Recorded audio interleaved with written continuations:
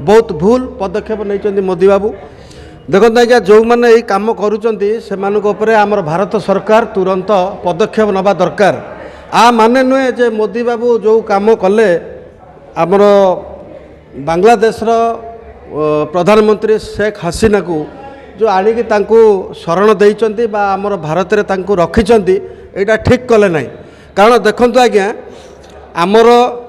पृथ्वी रे टोटाल 160टा कि 170टा जो देश अच्छी ता भितर प्राय इस्लामिक देश जोटा मुसलमान देश हूँ 56टी जदि जड़े से भी जड़े मुसलमान लोक किए शेख हसीना तांको जदि सेठिका बांग्लादेश पड़ोसी से पाकिस्तान अच्छी से ईरान अच्छी से इराक अच्छी से अफगानिस्तान अच्छी म्यांमार अच्छी कौन सी देश कहीं ग्रहण कले ना आम भारत तांको ग्रहण करवाटा से समय रे बहुत भूल पदक्षेप नहीं मोदी बाबू आ जोटा को तांको शेख हसीना को भारत रे शरण दबा द्वारा जा फल कि सेठाकार जो